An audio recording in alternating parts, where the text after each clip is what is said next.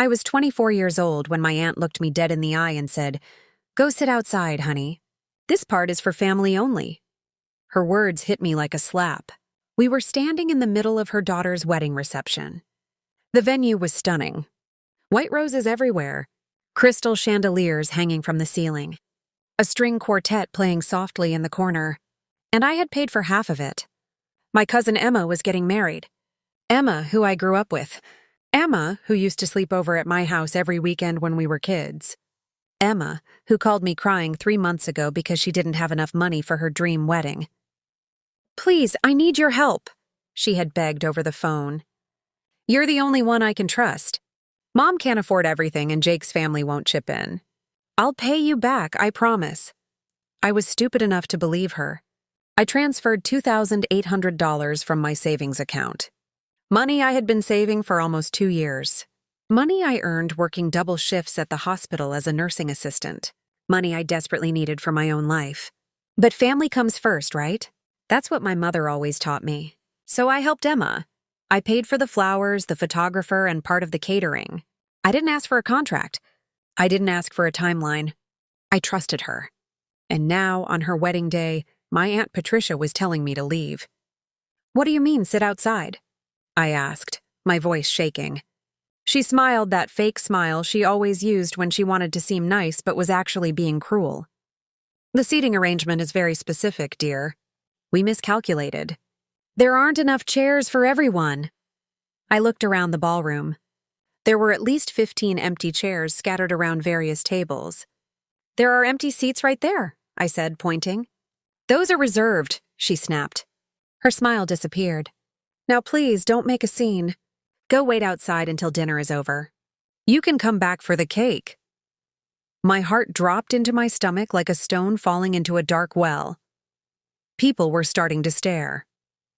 Guests I didn't know were whispering behind their hands, watching me like I was some kind of entertainment. Emma stood 20 feet away in her beautiful white dress, laughing with her new husband.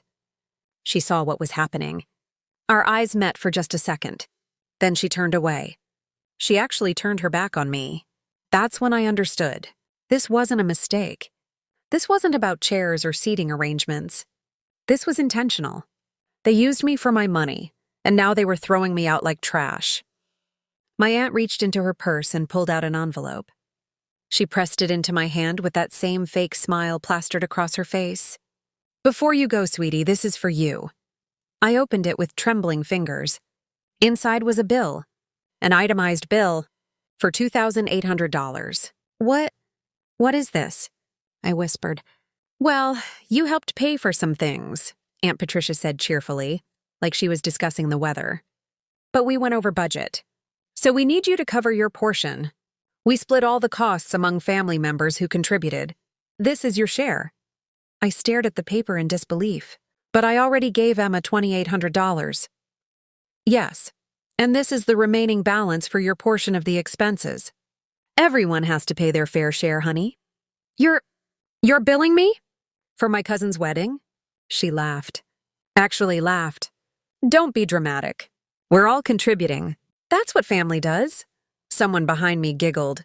I turned and saw Emma's friends from college watching us, their phones out, probably recording everything. This was humiliating. Aunt Patricia leaned closer and lowered her voice. "Pay up or we'll take you to small claims court.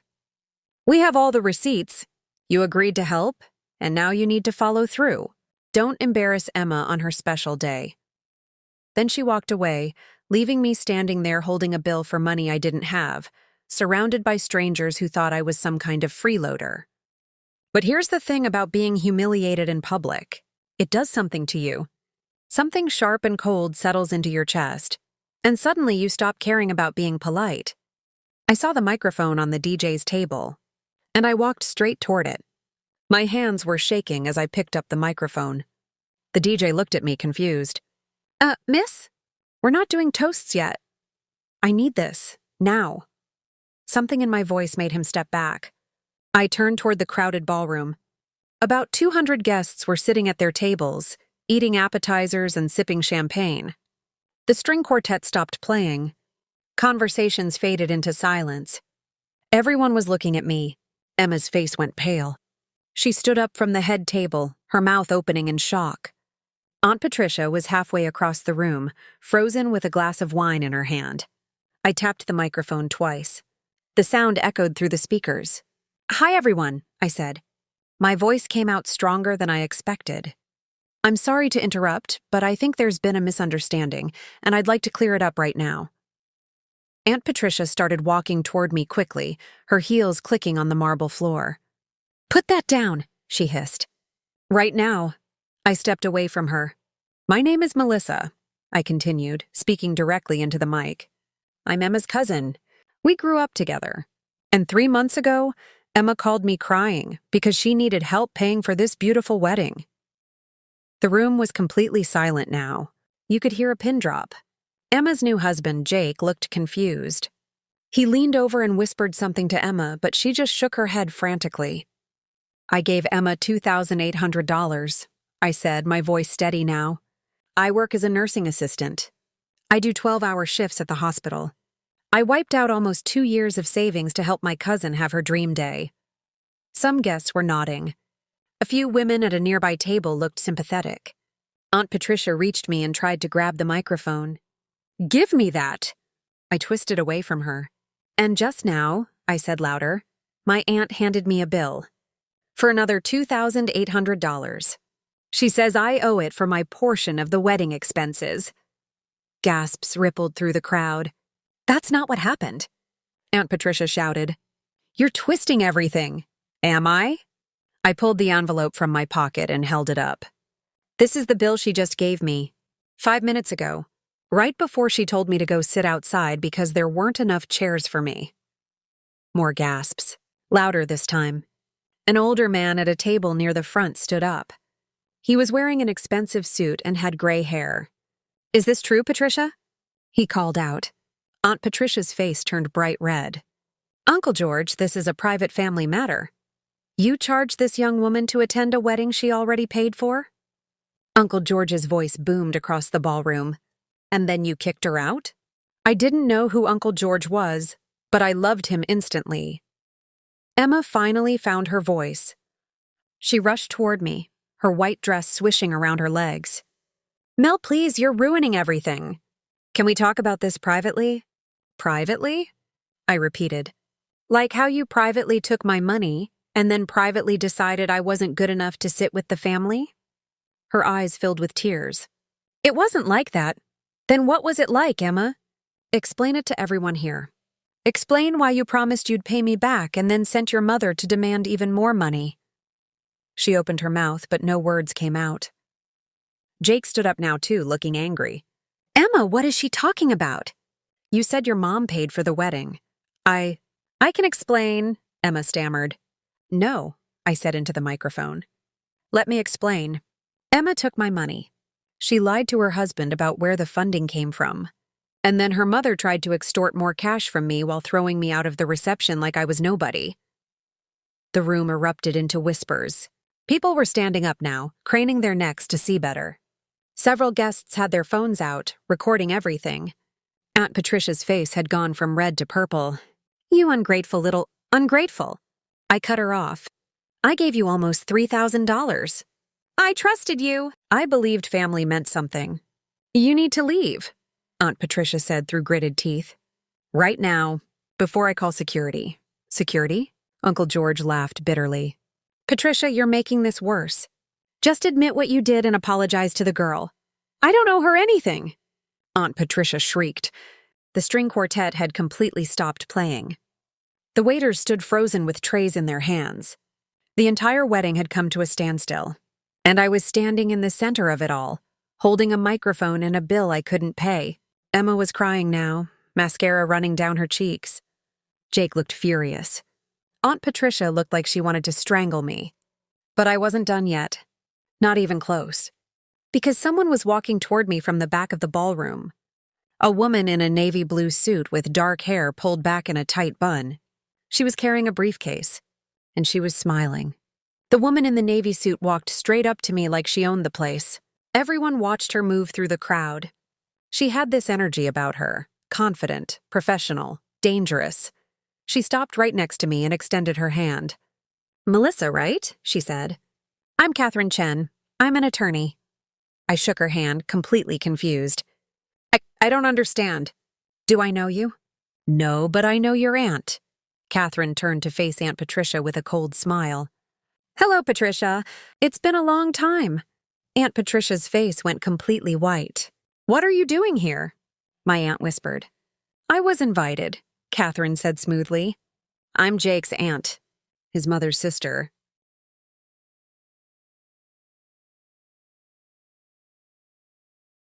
"And I've been sitting back there listening to this entire disaster unfold." She gestured toward a table near the back, where an older Asian woman sat watching with her arms crossed. That must have been Jake's mom.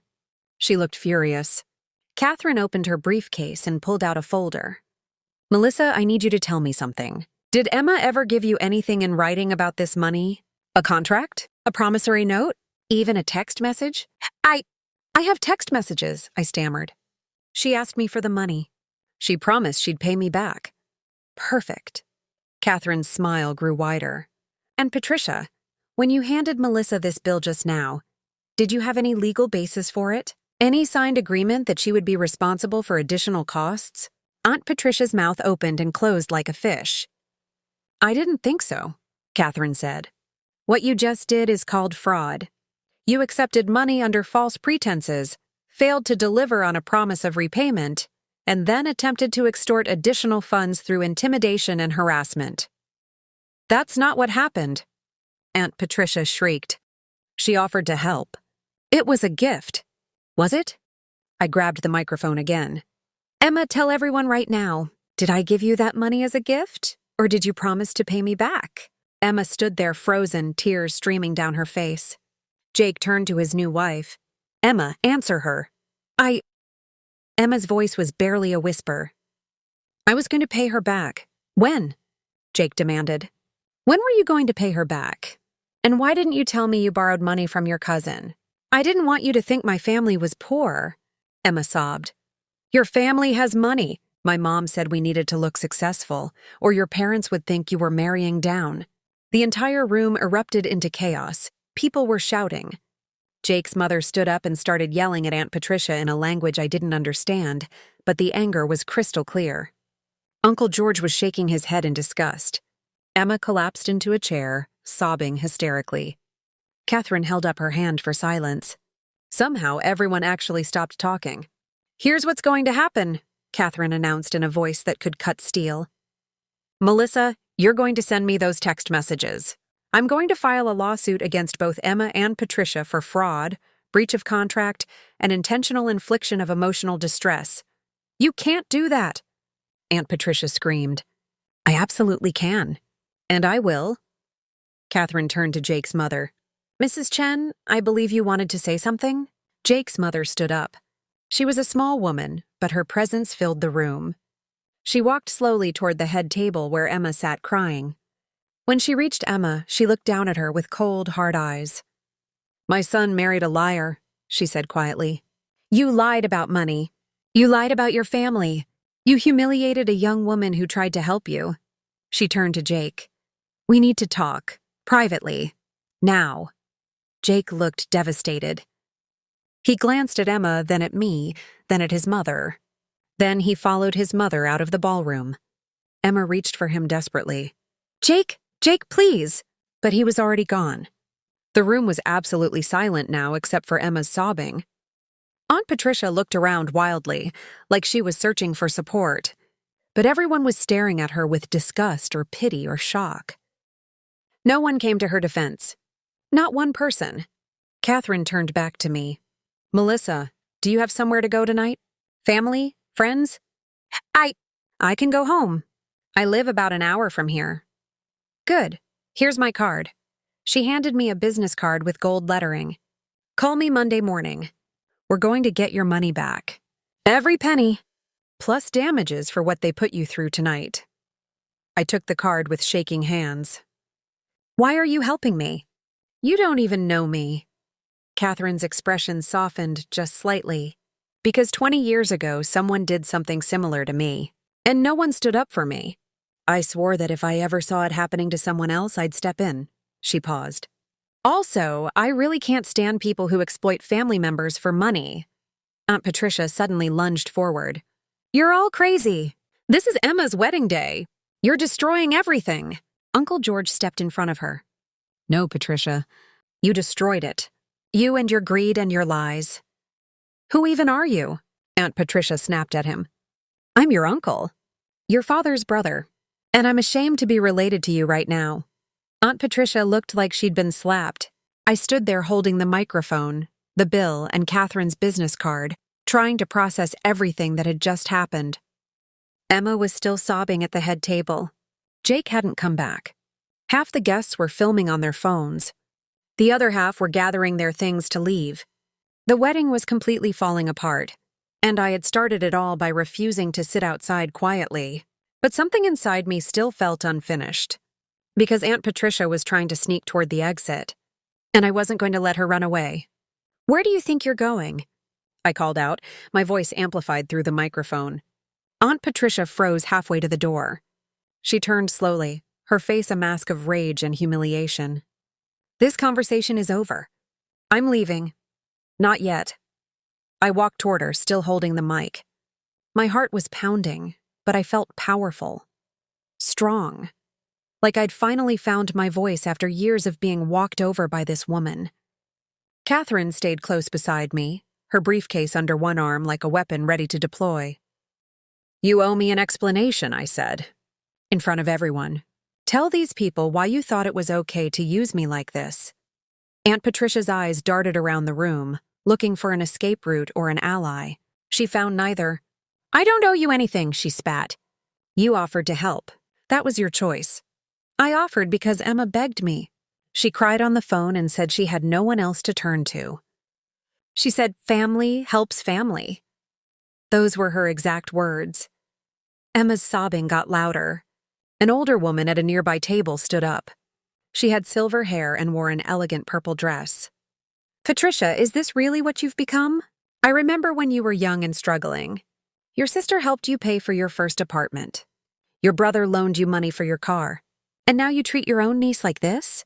Stay out of this, Carol, Aunt Patricia snapped. No, Carol's voice was firm. I won't stay out of it, because I'm watching you destroy what's left of this family's reputation. She looked at me with kind eyes. Honey, I'm so sorry this happened to you. Other guests started speaking up. This is disgusting, a man in a tuxedo muttered loud enough for everyone to hear. Poor girl, an elderly woman whispered to her companion. I can't believe they kicked her out after she paid for half the wedding, someone else said. The tide was turning. Aunt Patricia could feel it too. She straightened her shoulders and tried to regain control. You're all believing lies. This girl is manipulating you. She's always been dramatic. Always causing problems? Really? I said into the microphone. Then why don't you explain the bill? Explain why you gave me an invoice for $2,800 after I already paid that exact amount. Because Aunt Patricia stopped herself. Because why? Catherine prompted, stepping forward. Please, Patricia. I'd love to hear the legal justification. Aunt Patricia's face twisted with fury. Because Emma deserves a perfect wedding. She deserves nice things. And Melissa has a job and no responsibilities. No husband, no children, just herself. She can afford it. Those words hit me like a physical blow, so that was it. In my aunt's mind, I didn't deserve my own money because I was single and childless. My life, my dreams, my future, none of it mattered because I hadn't followed the traditional path she valued. So that's what this is about, I said quietly. You think because I'm not married, my money doesn't matter. My life doesn't matter. I didn't say that. You just said it. Everyone heard you? My voice cracked with emotion. You think because I don't have a family of my own, I exist to fund yours. I'm just a bank account with no feelings. Uncle George shook his head sadly. Patricia, you need to stop talking. You're only making this worse. But Aunt Patricia was too far gone to stop. The humiliation had broken something in her. You want to know the truth? Fine, yes. I asked Emma to get money from you. I knew you had savings. I knew you'd say yes because you're desperate to be included in this family. The cruelty in her words took my breath away. Emma gasped. Mom, no. It's true. Aunt Patricia continued, her voice rising hysterically. You're always hovering around, trying to be part of things, always so eager to help. So yes, we used that. We used your pathetic need to belong. And it worked perfectly until you decided to make a scene. The room went completely silent. Even the waiters had stopped moving. Catherine looked at me with something like pity in her eyes. Melissa, you have grounds for a massive lawsuit. That admission alone is worth its weight in gold. I felt numb. All those years of family dinners, all those times I'd helped with babysitting or brought gifts or offered support. All those moments I thought I was building relationships with people who cared about me. It was all fake. They saw me as a resource to exploit. Emma finally stood up and walked toward me. Her wedding dress dragged on the floor, the hem dirty from where she'd been kneeling. Mel, please. My mom is just upset. She didn't mean any of that. Yes, she did, I said softly. And I think you did too. Otherwise, you would have stopped her. You would have defended me, but you just stood there and let it happen.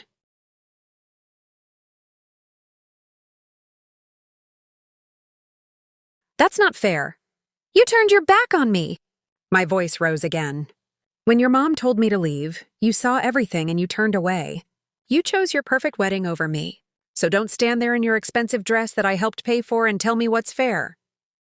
Emma's face crumpled. I'm sorry. I'm so sorry. I was scared. I didn't know what to do. You knew exactly what to do. You just didn't have the courage to do it. Jake reappeared at the entrance to the ballroom. His mother was with him, along with an older man in a suit who looked like he might be Jake's father. They all looked grim. Jake walked straight to Emma. We need to talk now. Jake, I can explain everything. Emma reached for his hand. He pulled away. My parents want to leave. They're humiliated. I'm humiliated. This whole thing is a disaster. He glanced at me. I'm sorry this happened to you. I had no idea Emma borrowed money from you. She told me her family paid for everything. Another lie, Catherine observed dryly. Jake's jaw clenched. Emma, my parents are going to the hotel. I'm going with them. You should figure out what you're doing. What I'm doing. Jake, we just got married. I know, he said quietly. And I'm starting to wonder if that was a mistake. Emma let out a wail that echoed through the ballroom. But I felt nothing but emptiness as I watched them walk away together, still arguing. This was supposed to be the happiest day of my cousin's life, and it had turned into a nightmare. And somehow, I was the one who felt guilty. I stood there in the middle of the ruined reception, surrounded by strangers and broken family bonds, and felt completely hollow. The microphone hung limply in my hand. Catherine gently took it from me and set it back on the DJ's table. Come on, she said softly. Let's get you out of here. But I couldn't move. My eyes were fixed on Emma, who had collapsed back into her chair at the head table. Her perfect updo was falling apart. Her makeup was smeared. Her beautiful white dress looked wrinkled and sad. She looked broken. And part of me, the part that had grown up with her, that had shared secrets and dreams and summers together, wanted to go comfort her. But the other part of me, the part that was learning to value myself, knew I couldn't. Melissa. Uncle George appeared beside me. Up close, I could see he was probably in his 70s. He had kind eyes behind wire-rimmed glasses. I want to apologize on behalf of this family. What Patricia did was unconscionable. You don't need to apologize, I said quietly. You didn't do anything wrong. I did, though. I've watched Patricia become more and more materialistic over the years. I've watched her raise Emma to value appearance over character. And I said nothing. I stayed silent because I didn't want to cause family drama. He shook his head. That was cowardice, and you paid the price for it. His words made my throat tight with emotion. Carol, the woman in the purple dress, joined us. George is right. We all saw Patricia's behavior getting worse, and we all looked the other way. It was easier than confronting her. She touched my arm gently. How much money did you give them, honey? $2,800. She winced. That's a lot of money for someone your age. What were you saving for? I hadn't told anyone this. I was saving to go back to school. I want to become a registered nurse. The money was for tuition. Carol's eyes filled with tears. Oh, sweetheart. Patricia knew that, Uncle George said, his voice hard. She knew exactly what she was taking from you. I felt something inside me crack open, and suddenly I was crying. Not quiet tears. Big, ugly sobs that shook my whole body.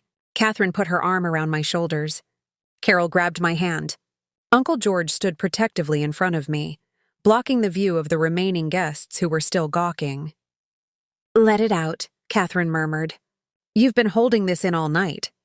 "I worked so hard," I choked out between sobs. Double shifts, holidays, weekends. I barely slept. And she just took it like it meant nothing. "It meant something," Uncle George said firmly. "It meant everything. That money represented your dreams, your future, your hard work.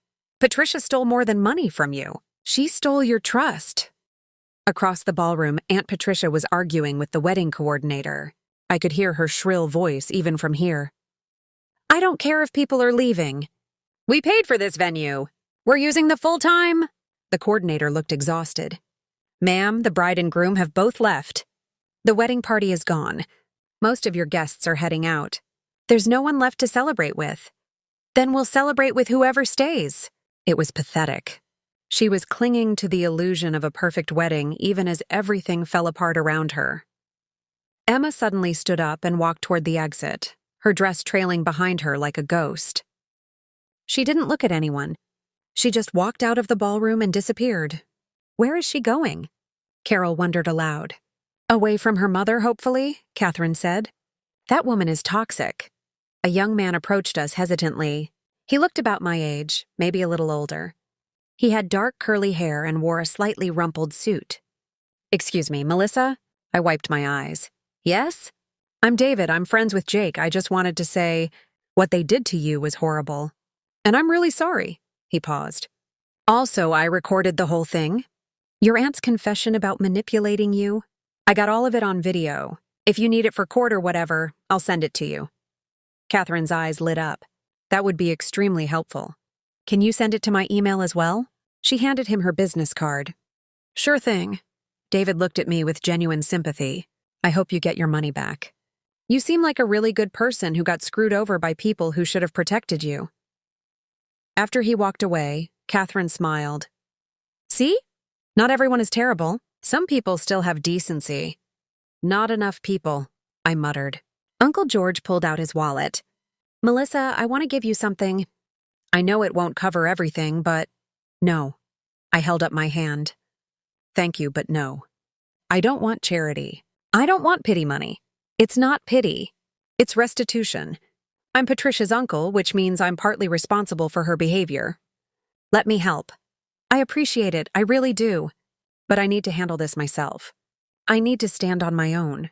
He studied me for a long moment, then nodded. "You're stronger than you know. But if you change your mind, here's my number." He wrote on the back of a business card and handed it to me. More guests were filing out now. Some stopped to whisper supportive words as they passed. Others just stared at me with curious, pitying expressions that made my skin crawl. I wanted to disappear. I wanted to go home, crawl into bed and pretend this night never happened. But Catherine had other plans.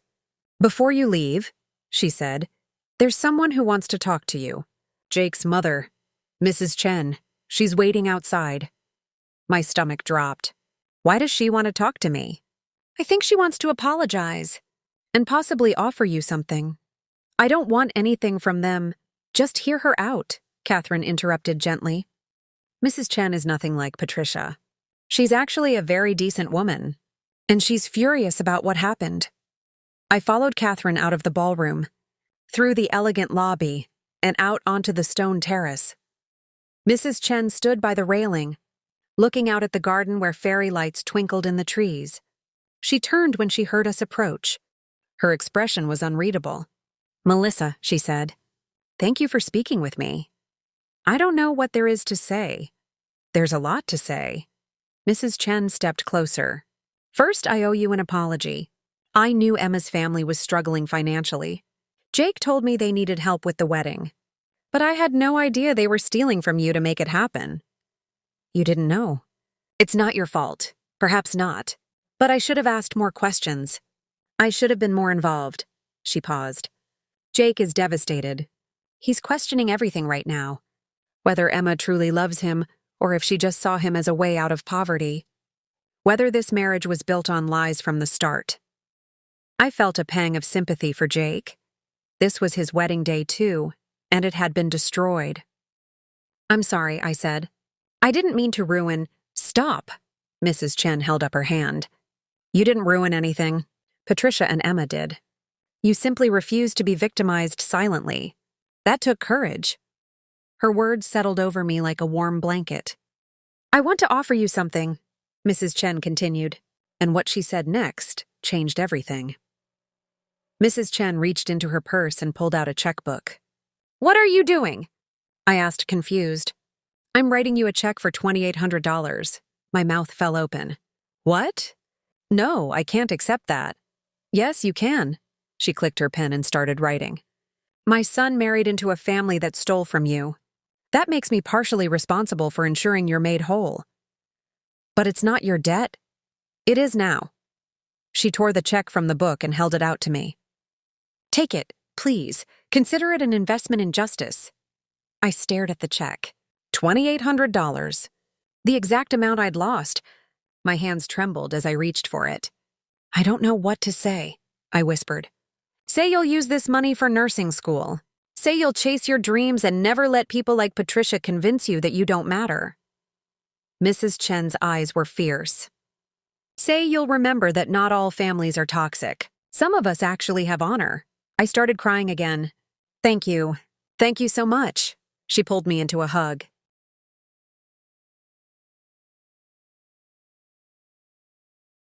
This woman I'd just met was showing me more kindness than my own aunt ever had. When she pulled back, her expression turned serious. There's something else. I need you to know that Jake is considering an annulment. An annulment? Already? Emma lied to him about fundamental things. Money, family, values. He feels he didn't marry the person he thought he was marrying. She sighed. I'm not saying it will definitely happen, but it's being discussed.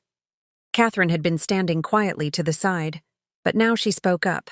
If Jake pursues an annulment, Melissa's case against Emma and Patricia gets stronger.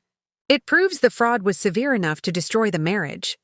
Exactly, Mrs. Chen agreed, which is why I'm also prepared to testify on your behalf if this goes to court. I witnessed Patricia's behavior tonight. I heard her confession, and I'm willing to put that in writing. I felt overwhelmed by their support. These strangers were fighting for me harder than my own family ever had. Why are you doing this? I asked. You don't even know me, Mrs. Chen smiled sadly. Because I was once a young woman who got taken advantage of by people I trusted. No one stood up for me. I lost money, time, and dignity, and I swore that if I ever had the power to help someone in a similar situation, I would. She squeezed my hand. You deserve better than what they gave you. A car pulled up to the entrance. Jake got out, his bow tie undone and his jacket slung over his shoulder. He looked exhausted. Mom, we should go, he called out. Mrs. Chen nodded. She turned back to me one last time. Cash that check Monday morning. Don't wait. And call Catherine. Let her help you get justice. I will, I promised. After they left, Catherine and I stood alone on the terrace. The sounds of the dying reception drifted out through the open doors. Someone was arguing. Aunt Patricia, probably, still trying to salvage her perfect event. You should leave, Catherine said gently. There's nothing left for you here. What about Emma? Should I try to talk to her? Why would you do that? Because, I struggled to find the words. Because we used to be close. Because part of me still cares about her. That's your kindness talking. But kindness to people who hurt you is cruelty to yourself. Catherine's voice was firm but not unkind. Emma made her choices tonight. She chose her mother's approval over your friendship. She chose a fairy tale wedding over basic human decency. Those are her consequences to live with, not yours to fix. I knew she was right, but it still hurt. Come on, Catherine said. I'll walk you to your car. We went back through the lobby. The venue staff was already starting to clean up. White rose petals were scattered across the marble floor, crushed and brown at the edges. Champagne glasses sat abandoned on tables. The whole place had a sad, hollow feeling, like a dream that had turned into a nightmare. As we passed the ballroom entrance, I saw Aunt Patricia sitting alone at a table, her head in her hands. The wedding coordinator stood nearby, talking on her phone and looking stressed. For a split second, I almost felt sorry for my aunt. Almost. But then I remembered her words. "You're desperate to belong. We use that." The pity evaporated like smoke. She had known exactly what she was doing. She had weaponized my love for family against me, and she would have kept doing it if I hadn't fought back. Uncle George appeared from somewhere and approached Aunt Patricia. I couldn't hear what he said, but his body language was stern. Aunt Patricia started crying. Good. Let her feel a fraction of what I'd felt tonight. Catherine and I made it outside to the parking lot. The evening air was cool and smelled like roses from the garden. Normal people were having normal Saturday nights. Going to dinner. Watching movies. Not having their lives imploded at weddings. I found my car and unlocked it. "Drive safe," Catherine said. "And remember, call me Monday. We're going to make this right." "Thank you," I said. "For everything. For standing up for me when no one else would." "That's what I do." She smiled. "Now go home. Take a hot bath. Eat some ice cream, ugly cry. Do whatever you need to do to process this. And Monday, we start fighting back." I got in my car and drove away from the venue, watching it disappear in my rearview mirror. My phone buzzed with text. I glanced at it at a red light. "Emma, please call me. I need to explain. Aunt Patricia. You destroyed my daughter's wedding. I hope you're happy. Uncle George, you did the right thing. I'm proud of you." I turned my phone off and kept driving, but the night wasn't over yet. Because when I got home, someone was waiting outside my apartment. I pulled into my apartment complex parking lot and immediately saw the figure sitting on the steps outside my building. Emma. She was still in her wedding dress, though she'd thrown a cardigan over it. Her hair was a mess. Her makeup was completely ruined. She stood up when she saw my car. My first instinct was to drive away, to keep going and not look back. But I parked. I got out slowly, keeping my distance. "What are you doing here?" I asked. "I needed to talk to you." Her voice was hoarse from crying. "You wouldn't answer your phone." "Because I have nothing to say to you." "Please, Mel, just give me 5 minutes." "That's all I'm asking." I crossed my arms. "Fine, 5 minutes. Then you leave." Emma walked toward me, her dress dragging on the concrete. Up close, she looked even worse. Her eyes were red and swollen. She looked like someone who'd just watched their entire life fall apart. "I'm sorry," she said. "I'm so sorry. I never meant for any of this to happen." "What did you think was going to happen, Emma? You took my money and lied to me." I know I did. And I feel horrible about it." "You feel horrible because you got caught." She flinched. "That's not true, isn't it? Because you had plenty of opportunities to make this right. You could have told me you couldn't pay me back. You could have stopped your mother from giving me that bill. You could have defended me when she told me to sit outside." My voice rose. "But you did none of those things. You only started caring when your wedding fell apart in front of everyone." "I was scared," Emma cried. "My mom has been controlling everything. She said if I didn't do exactly what she wanted, she'd ruin my wedding. She'd tell Jake's family we were broke and embarrass me." "So you let her ruin me instead?" Emma opened her mouth, then closed it. She had no answer. "That's what I thought," I said bitterly. "I didn't know she was going to give you another bill," Emma said desperately. "I swear I didn't know about that part. When she told me her plan, she just said we'd ask you to chip in more. I thought maybe a few $100s, not another $2,800. And you thought that was okay? To ask me for more money after I'd already given you everything I had? No, I mean, I don't know what I thought. I was so stressed about the wedding, I wasn't thinking clearly." I laughed, but there was no humor in it. "You weren't thinking clearly? Emma, I work 12-hour shifts wiping down hospital patients and changing bedpans and dealing with people's literal shit. I do that so I can save money for school, for my future. And you took that from me so you could have fancy flowers and a string quartet." "I'll pay you back," Emma said quickly. "I promise. Jake and I got money as wedding gifts. I can give it to you. Jake's mother already gave me a check for the full amount. Emma's face went pale. What? Mrs. Chen wrote me a check. Because unlike your family, she actually has integrity. Oh, God. Emma sank down onto the steps, her dress pooling around her. Jake's going to leave me. His whole family thinks I'm a gold digger now. Are you? Her head snapped up. What? Are you a gold digger? Did you marry Jake because you love him? Or because his family has money? I love him, Emma insisted. I really do love him. Then why did you lie to him? Why did you tell him your family paid for everything? Because I was embarrassed. His parents are doctors. They live in that huge house. I didn't want him to know my family is struggling. I didn't want him to think less of me. I sat down on the steps, suddenly exhausted. Emma, healthy relationships are built on honesty, not lies. Not pretending to be something you're not. I know that now, she whispered. We sat in silence for a moment. A car drove past. Somewhere in the distance, a dog barked. Your mom said I was desperate to belong, I said quietly. That you guys use that against me. Emma winced. She shouldn't have said that. But it's true, isn't it? You knew I'd say yes because I wanted to be close to you, to be part of the family. Mel. Answer me honestly, Emma. For once in your life, just tell me the truth. Did you manipulate me on purpose? She was quiet for a long time, too long. When she finally spoke, her voice was barely audible. My mom said you'd always help family. She said you were the kind of person who couldn't say no. And she was right. You said yes immediately. There it was. The truth I'd been avoiding. They had targeted me specifically because they knew I was lonely.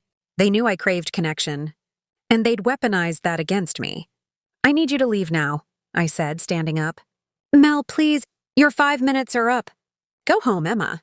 Or go back to your husband. Or wherever. Just go.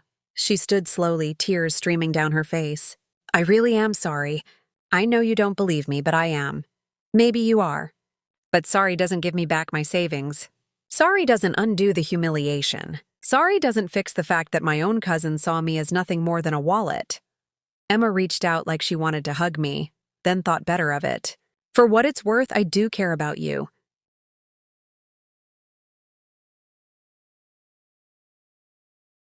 I always have. If that were true, tonight would have gone very differently.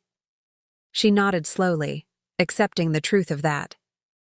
Then she walked to her car, a brand new SUV that Jake had probably bought her, and drove away. I sat back down on the steps and looked at the check Mrs. Chen had given me.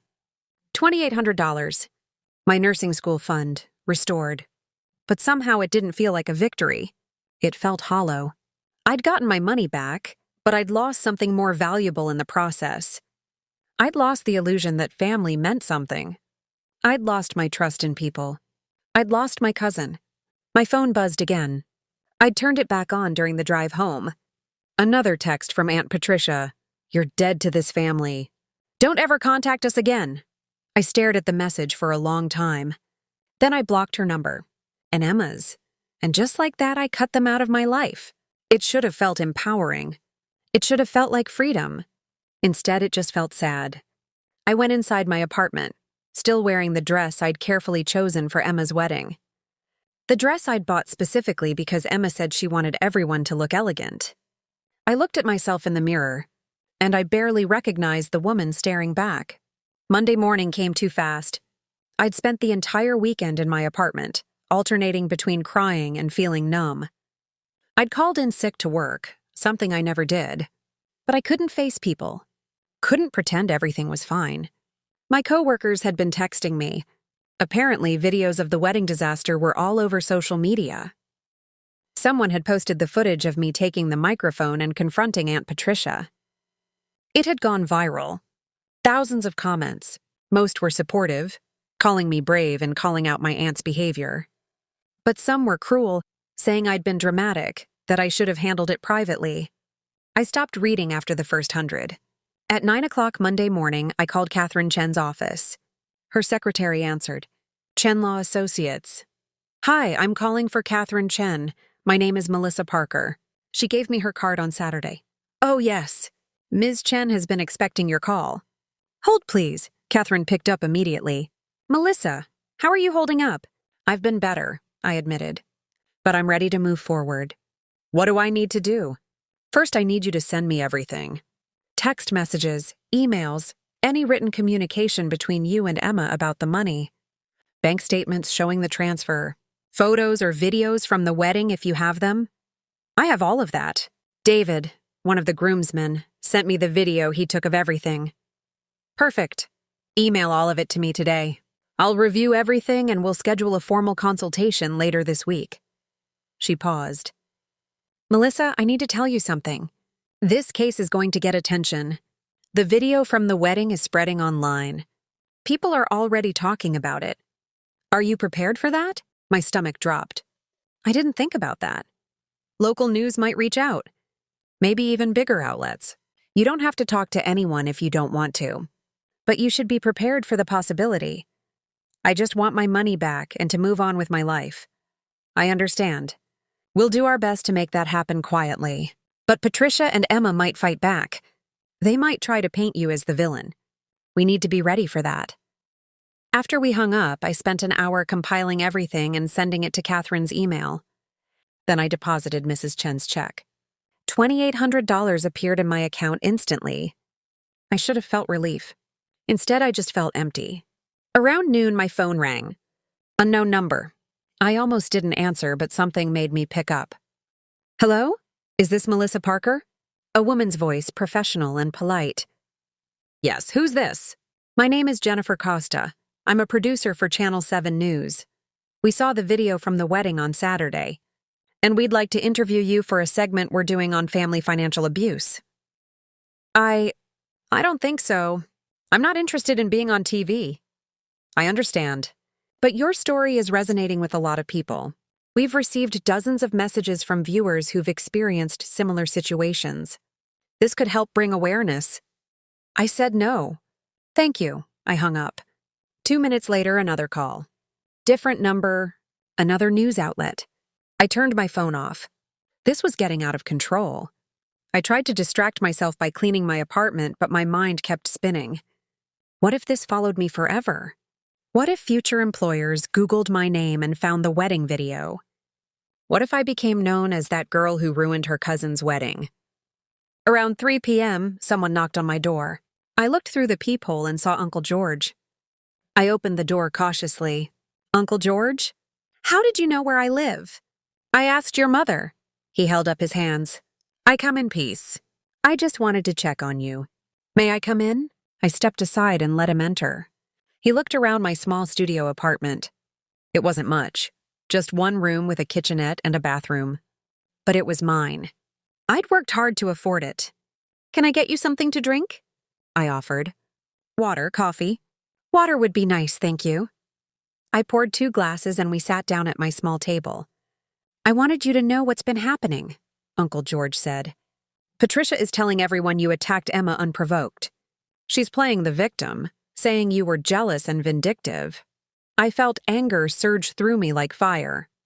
Of course she is, I said bitterly, because taking responsibility would be too difficult. Most of the family isn't buying it, Uncle George continued. Carol and I have been telling people the truth. Your mother is devastated, by the way. She had no idea any of this was happening. My mother, I hadn't even talked to her yet. She'd called several times over the weekend, but I couldn't bring myself to answer. How's Emma? I asked, not sure why I cared. Not well. Jake moved out. He's staying with his parents while he figures out what to do. Emma's living with Patricia, and from what I hear, they're both miserable. Part of me felt vindicated. But another part, the part that remembered building blanket forts with Emma when we were kids, just felt sad. I didn't want to destroy her marriage, I said quietly. You didn't destroy anything. Emma and Patricia destroyed it themselves. You just refused to be complicit in their destruction. Uncle George reached into his jacket and pulled out an envelope. I know you said you didn't want help, but I'm giving this to you anyway. It's not charity. It's an apology for not stepping in sooner. I opened the envelope. Inside was a check for $5,000. Uncle George, I can't. Yes, you can. Use it for school. Use it for whatever you need. Consider it an investment in your future from someone who actually cares about you. My eyes filled with tears. Why are you being so kind to me? Because you deserve kindness. And because I see a lot of myself in you. When I was your age, I let people walk all over me. I let family take advantage because I thought that's what loyalty meant. His eyes were distant, remembering. It took me years to learn that real loyalty is mutual. Real family lifts you up, not tears you down. We sat in comfortable silence for a moment. What happens now? I asked. Now you heal. You focus on yourself. You let Catherine handle the legal stuff. And you remember that Patricia and Emma's choices are not your burden to carry. After he left, I sat alone with 2 checks totaling $7,800. More than I'd started with. Enough for nursing school tuition and then some. But the victory felt hollow because I'd lost something I couldn't put a price on. I'd lost my family. Or maybe I'd just finally seen them clearly for the first time. 3 weeks passed. I went back to work at the hospital. My coworkers were supportive, mostly. A few had seen the video and offered awkward condolences. Others pretended nothing had happened, which I appreciated more. Catherine filed the lawsuit against Aunt Patricia and Emma. The legal papers were served on a Thursday afternoon. Catherine called me immediately after. "They're panicking," she said, and I could hear satisfaction in her voice. Patricia called my office screaming about harassment. Emma's lawyer reached out asking about settlement options. Settlement? Already? They don't want this going to trial. A trial means everything becomes public record. All their lies, all their manipulation. It would be documented forever. Plus, we have video evidence of Patricia admitting to fraud. They have no defense. So what happens now? We wait. Let them sweat a little. Then we'll negotiate. That same evening, my mother finally showed up at my apartment. I'd been avoiding her calls. Not because I was angry at her, but because I didn't know what to say. She was Patricia's sister. This had to be tearing her apart. She knocked softly. "Mel? It's Mom. Please let me in." I opened the door. She looked like she'd aged 5 years in 3 weeks. Her eyes were tired. Her hair wasn't styled like usual. She was wearing sweatpants. My mother never wore sweatpants in public. "Hi, Mom." "Oh, baby." She pulled me into a tight hug. "I'm so sorry. I'm so sorry." We both started crying. We sat on my couch, holding hands, while she apologized over and over. "I should have protected you," she said. "I should have seen what Patricia was doing. I should have stopped it. You didn't know." "I should have known. I'm your mother. It's my job to know." She wiped her eyes. "Patricia and I aren't speaking. I told her what she did was unforgivable. She said I was choosing you over her. I said, yes, I am, because you're my daughter and you didn't do anything wrong." Hearing that made something tight in my chest finally loosen.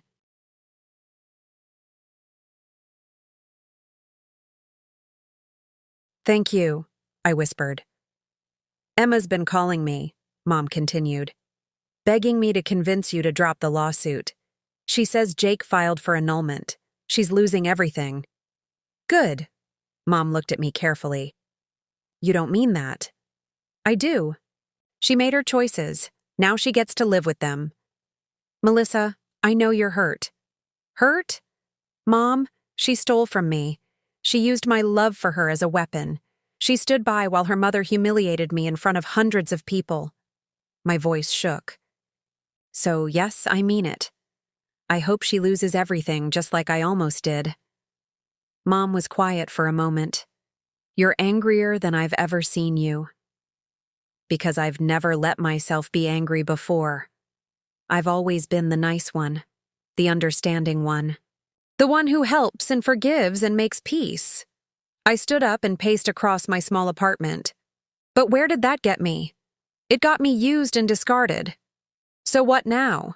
You become bitter and hard? No. I become someone who knows her worth. Someone who doesn't let people treat her like garbage just because they're family. Mom nodded slowly. "You're right. You're absolutely right. I hate seeing you in pain. I hate being in pain. But maybe this pain is necessary. Maybe I needed to break so I could rebuild stronger." We sat in silence. both processing everything that had changed. "Jake's family has been wonderful," I said eventually. "Mrs. Chen gave me back all my money. Uncle George gave me extra for school. They barely know me, but they treated me better than my own aunt. George told me. He said you're planning to start nursing school in January. If I get accepted, I'm applying to 3 programs." "You'll get in," Mom said with certainty. "You're smart and dedicated. Any program would be lucky to have you." 2 days later, Catherine called with news. "They want to settle. Patricia is offering to pay you $5,000. Emma will add another $3,000. That's $8,000 total, plus they'll both sign statements admitting fault. What about the original $2,800 I gave them?" "Mrs. Chen's check covered that. This settlement would be additional, compensation for emotional distress and punitive damages. $8,000. Combined with Uncle George's gift and Mrs. Chen's repayment, that would give me more than enough for nursing school with money left over." "What do you think I should do?" I asked Catherine. "Honestly, take it. I think we could get more if we went to trial. But trials are stressful and time-consuming. This way, you get closure and they get consequences. It's not perfect justice, but it's good enough." "Will they have to publicly apologize?" "That can be part of the settlement if you want it." I thought about it. Did I want a public apology? Did I need the whole world to know they were wrong? "No," I said finally. "No public apology. Just the money and the admission of fault in writing. I don't need them to grovel. I just need them to pay what they owe and leave me alone." "Done. I'll draw up the papers." 1 week later, I received a cashier's check for $8,000. Along with it came 2 letters. The first was from Patricia. It was brief and clearly written by her lawyer. "I acknowledge that my actions toward Melissa Parker on the evening of August 14th were inappropriate and caused harm. I accept responsibility and agree to this settlement." No warmth, no real apology, just legal acknowledgement. The second letter was from Emma. Unlike Patricia's formal statement, Emma's was handwritten. "Dear Mel," it began, "I know you probably don't want to hear from me. I know I don't deserve your forgiveness. But I need you to know that I'm sorry. Really, truly sorry. Not because I got caught. Not because I lost Jake. But because I hurt someone I love. You were always there for me growing up. You were my best friend. And I threw that away for a wedding that didn't even last a month. I'm moving out of Mom's house. I'm getting my own place and starting therapy. I need to figure out who I am without her controlling everything. I don't expect you to forgive me. I don't expect us to ever be close again. But I wanted you to know that what you did, standing up for yourself, changed my life. It forced me to look at myself honestly. And I didn't like what I saw. I'm working on becoming a better person. The kind of person who deserves a cousin like you. Love, Emma." I read the letter 3 times. Then I put it in a drawer and tried not to think about it. But late that night, I pulled it out and read it again. And I cried. Not because I forgave her, but because I grieved what we'd lost. 6 months later. I was sitting in a classroom at the nursing college, wearing scrubs for the first time as an actual student, not just a nursing assistant. I'd gotten accepted into my top choice program. Classes started in January, just like I'd planned. The tuition was paid in full. Thanks to the settlement money, Mrs. Chen's check, and Uncle George's gift, I had enough to cover everything without taking out loans. Every time I walked through those doors, I thought about the wedding, about standing up for myself, about refusing to be silent. That moment had cost me my relationship with part of my family, but it had given me back myself. My phone buzzed during break. A text from Catherine. "Thought you'd want to know, Emma's divorce was finalized today. Jake got the annulment approved. Hope you're doing well. Proud of you." I stared at the message for a long moment. Emma's marriage was officially over. Less than 7 months after that disastrous wedding, Part of me felt vindicated. Part of me just felt sad. I hadn't spoken to Emma since she sent that letter. She'd tried calling a few times, but I never answered. I wasn't ready. Maybe I never would be. Aunt Patricia had been completely silent. According to my mother, she'd moved to a different state to start fresh away from the gossip and judgment. The wedding video had made her locally infamous. People recognized her in grocery stores. She'd gotten exactly what she deserved, but it didn't make me feel as good as I thought it would. My mother and I had grown closer, though. She came over every Sunday for dinner. We talked about real things now, not just surface-level pleasantries. Our relationship had depth it never had before. Uncle George checked in regularly. He'd become like a grandfather to me, someone who actually cared about my well-being without expecting anything in return. After class ended, I drove to the hospital where I used to work. I'd switched to part-time so I could focus on school, but I still picked up shifts when I could. As I walked through the familiar hallways, I saw Sarah, one of the nurses I'd always admired. "Melissa, I heard you got into nursing school. Congratulations." "Thank you. I start clinicals next month." "You're going to be amazing. You've always been so good with patients." She paused. "Hey, I meant to ask, are you the same Melissa from that viral wedding video?" I froze, my heart suddenly pounding. Yeah, that was me." Sarah's face broke into a huge smile. "I thought so. Girl, you're a legend. What you did took serious courage. My sister was in a similar situation with our aunt, and seeing your video inspired her to finally stand up for herself." "Really? Really? You have no idea how many people you've helped by refusing to stay silent. That video has millions of views. People are sharing their own stories in the comments. You started a whole conversation about family financial abuse." I hadn't looked at the video or comments in months. I'd tried to forget it existed. "I'm glad something good came from it," I said quietly. "Something good? Melissa, you're a hero to a lot of people." I didn't feel like a hero. I just felt like someone who'd been pushed too far and finally pushed back. But maybe that was enough. That evening, I sat in my apartment with a cup of tea and finally allowed myself to Google the wedding video. 12 million views, thousands of comments.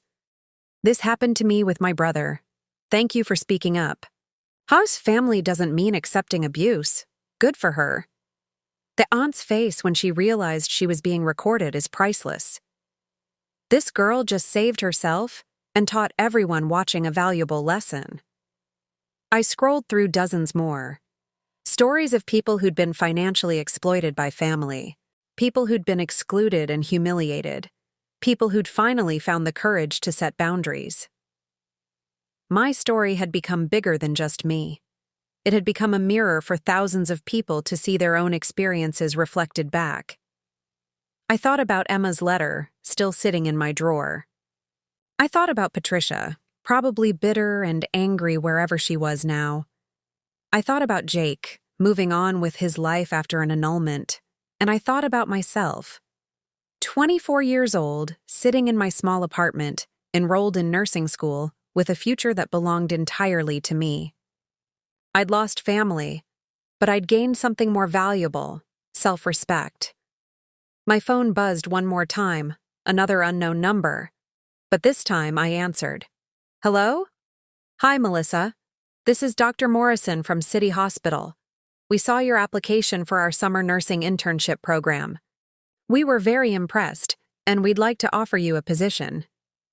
A real nursing job, before I'd even graduated. "Yes," I said, my voice strong and clear. "Yes, I accept." After I hung up, I walked to my window and looked out at the city lights. Somewhere out there, Emma was probably crying over her failed marriage. Somewhere out there, Patricia was probably still playing the victim. Somewhere out there, people were watching that video and finding courage to stand up for themselves. And here I was, still standing, still fighting, still becoming. I'd gone to that wedding expecting to celebrate family. Instead, I'd learned that family isn't about blood or obligation. It's about respect, honesty, and genuine love. And anyone who couldn't offer those things didn't deserve a place in my life. I picked up my phone one last time and opened Emma's letter. I read it again, slowly this time. Then I typed a single text message. I got into nursing school. I'm doing okay. I hope you're getting the help you need. Maybe someday we can talk, but not today. I hit send before I could change my mind. 3 dots appeared immediately. Emma was typing. Then they disappeared. A minute later, one word came back. Congratulations. It wasn't forgiveness. It wasn't reconciliation. But it was something. A crack in the door. Not open, but not locked forever either. Maybe someday I'd be ready to open it wider. Or maybe I wouldn't. Either way, it would be my choice. And that was the greatest gift I could give myself. The freedom to choose who deserved access to my life. I turned away from my phone, poured another cup of tea, and opened my nursing textbook. The past was behind me. The future was waiting.